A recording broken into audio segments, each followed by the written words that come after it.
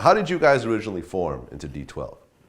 Well, we all pretty much met up at this place called the Hip Hop Shop back in the day in Detroit, and it was a clothing store. And after hours, the dude Maurice Malone, he was the owner. It was his store, and he would give us an opportunity to all just sit around and have ciphers, pass the mic around. It was open mic there, so by it being open mic, you got a chance to see all these MCs, and that's how I met.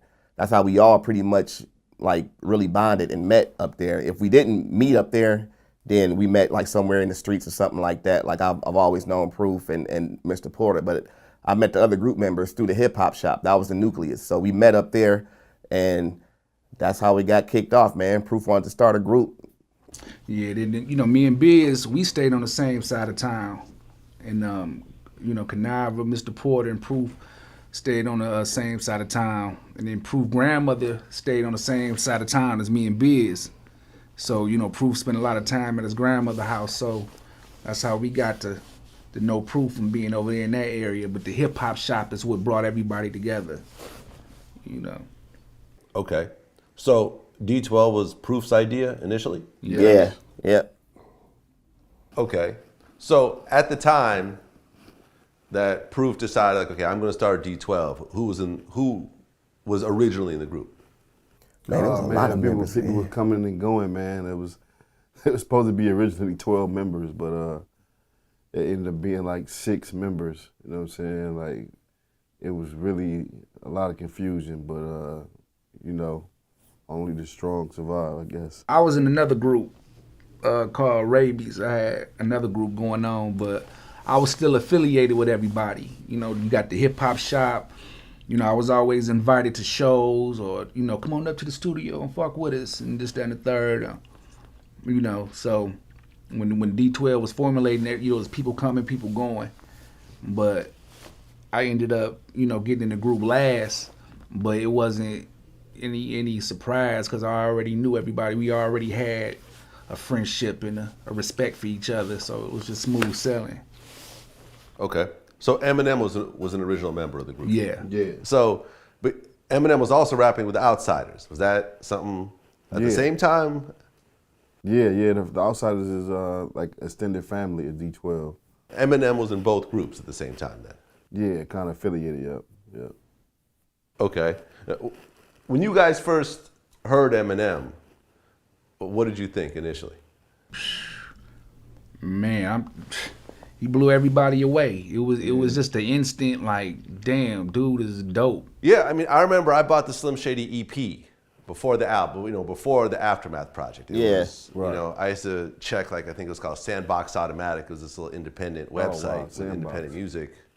And I remember I bought the Slim Shady EP, and it was like, yo, like, this is way better than everything else right now, like, clearly.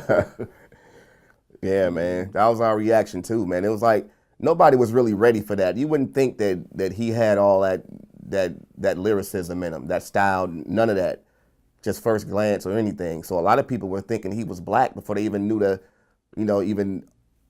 knew who he was. They automatically was like, yo, man, this nigga's killing shit. Mm-hmm. And so when they find out that he's a white dude, man, it was extra crazy. Like, man, what the fuck? Mm-hmm. They couldn't believe it. So a lot of people had to come up there and see themselves. Like, let me see what the fuck this shit is about, man. And make sure.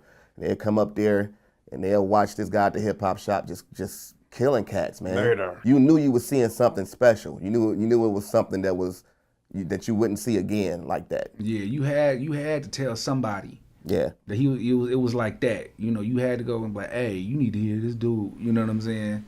You had to. You didn't keep your mouth closed when it came to acknowledging his skills to people. No, absolutely. Now, he was doing battles at the time. Were you guys battling at all? Yeah, we all came up on the battle circuit.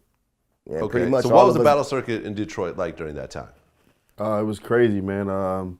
It was probably like once a month at the Hip Hop Shop, and basically, it wasn't like it is today. We didn't know who we were battling, so they used to put everybody a name in a hat and juggle the hat up and pick 2 names out.